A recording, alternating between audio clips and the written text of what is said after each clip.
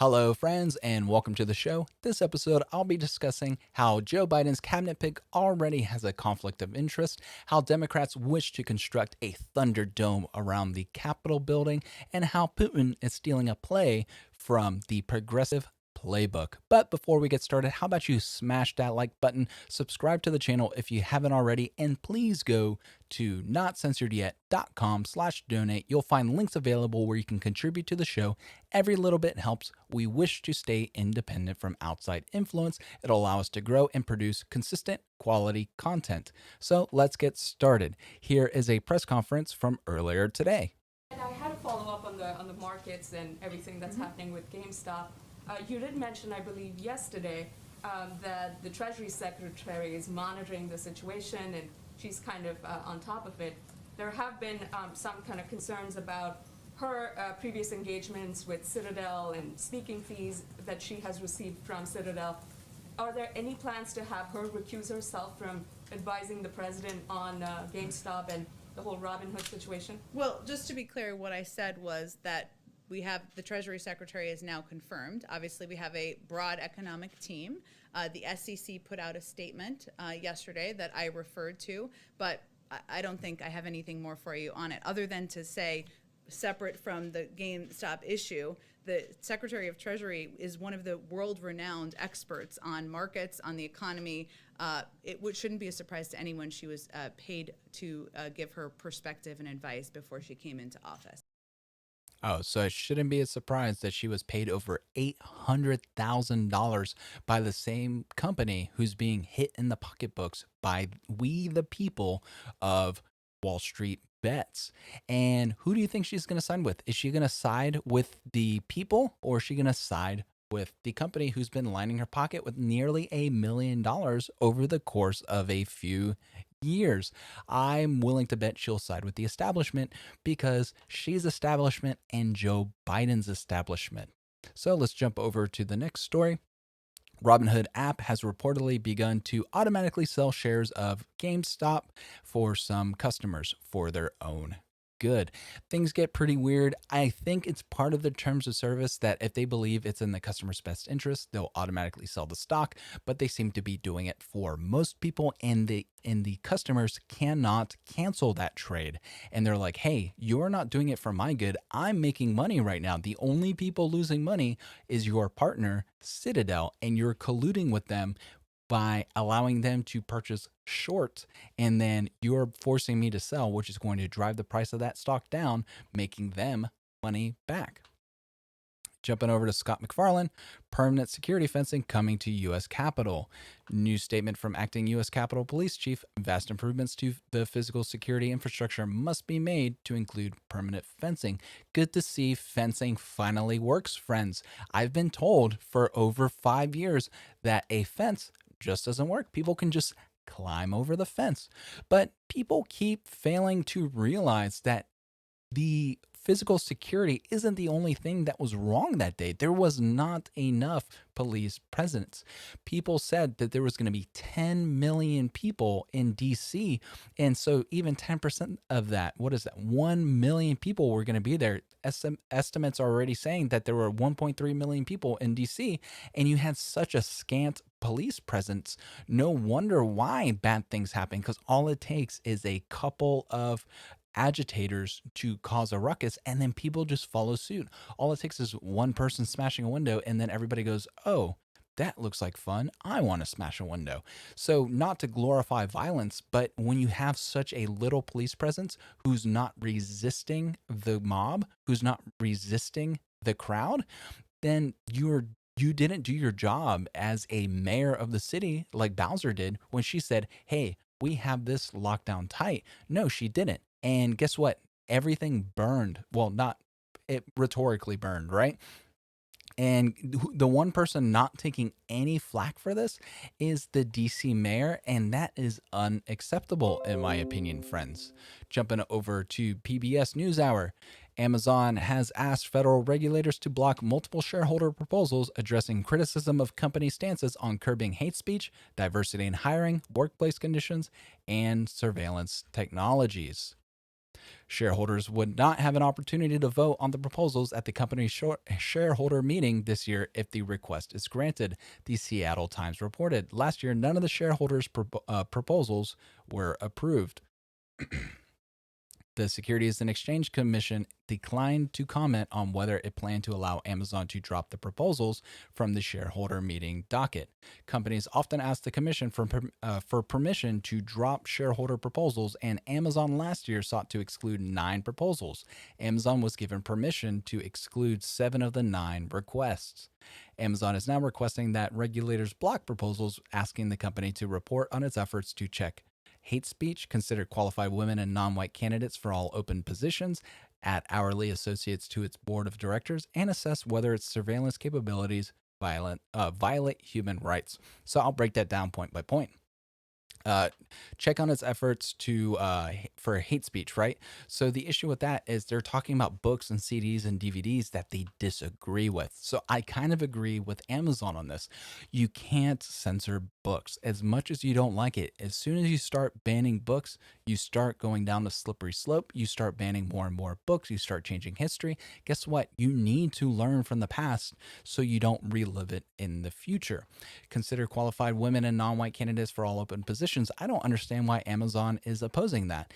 If they're a progressive company, if they are a liberal company, I don't see the issue behind that unless there is not enough women or non-white candidates in Seattle, in which case then maybe there should be some imported, I suppose.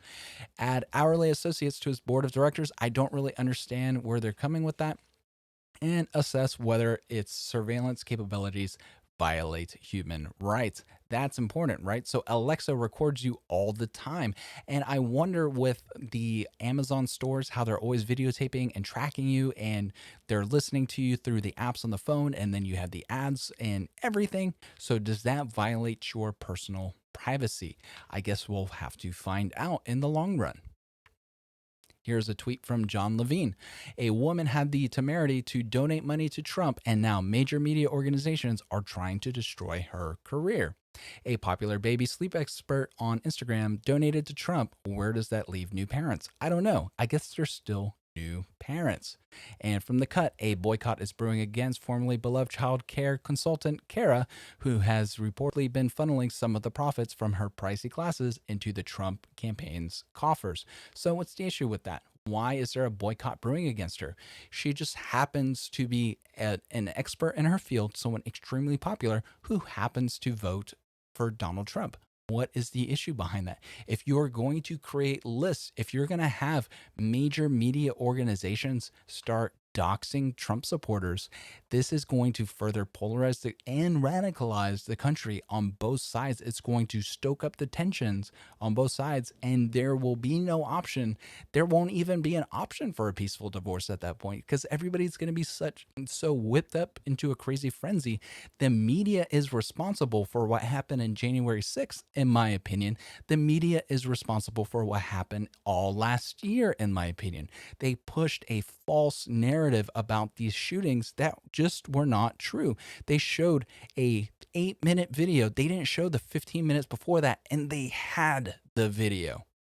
It's all about context. They only show the most outrageous parts of what happened, but they don't show everything else that occurred. They're only doing it to drive an agenda, to drive a wedge between the populist left and the populist right in order for the establishment to maintain power. Because as soon as the populist left and right decide to unify, like they're doing with the Wall Street bets, they lose control. The facade basically fades. You can't run a country when your people basically give you the finger and say enough's enough.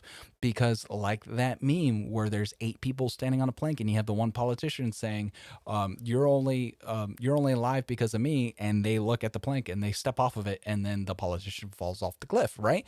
So basically it's we the people supporting the establishment up until the point that we the people no longer wish to support it. But the only way for us to figure that out is for us to be unified unified, and the media is doing an extremely good job of making sure that we are so fractured, that we hate one another, that we're polarized, and that all we do is we see each other and we just foam at the mouth and just nonsense.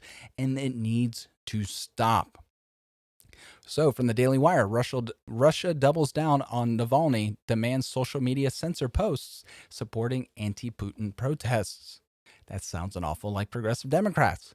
Just days after Vladimir Putin reportedly discussed opposition leader and activist Alexei Navalny's treatment while under arrest in Russia with President Joe Biden, the Russian president reportedly doubled down on his efforts to crush his rivals and Russia's burgeoning anti government movement.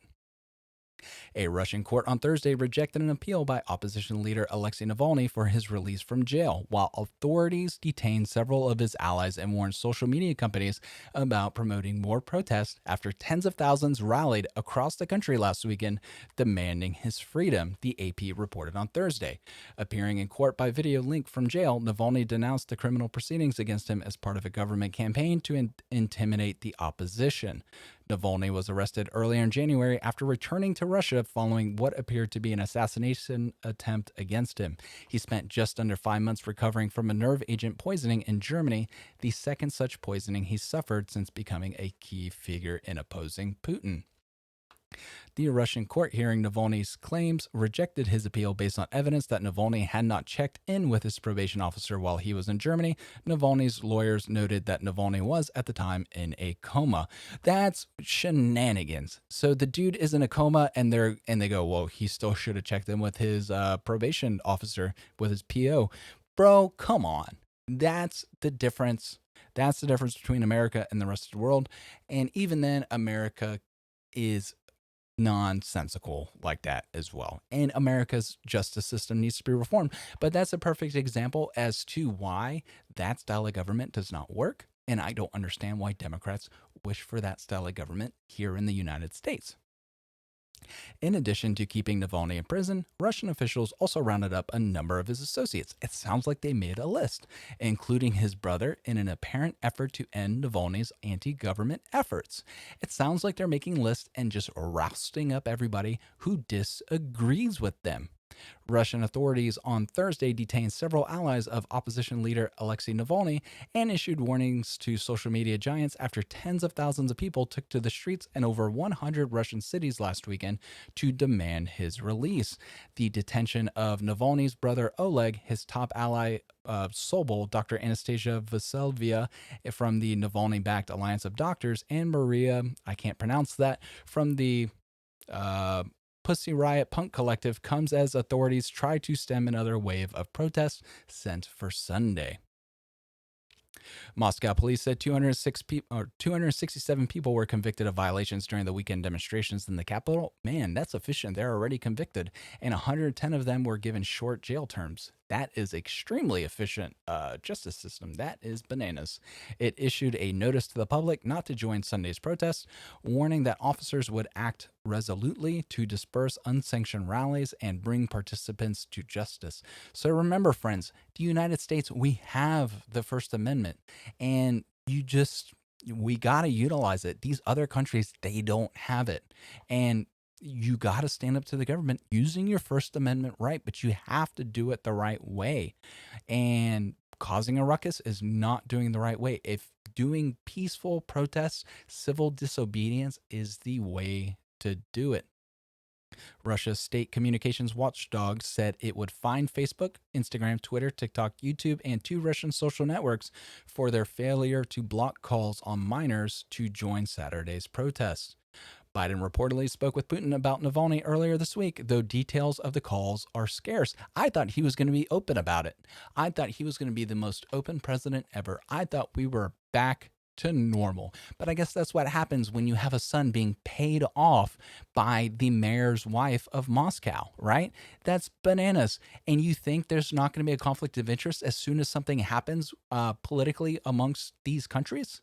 Between China and Russia and Ukraine, all these countries, if something happens, you are tied because your son has been paid by people in the government of these countries. What do you expect to happen?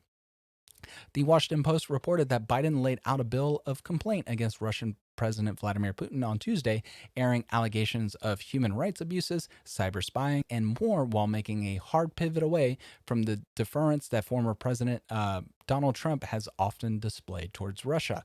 So basically, he's taking a position of aggression as opposed to Trump was trying to say, hey, I understand we're both of the world's nuclear superpowers. How about we be friends because we both know we can destroy the world 100 times over? So it's probably in the best interest to not be friends. That was Trump's position towards North Korea. If Trump's story about Obama was true, when Trump became president, he sat down with Obama. Obama said, "You'll be at war with North Korea." And so what did Trump do? He tried being friends with North Korea. And guess what? It kind of worked.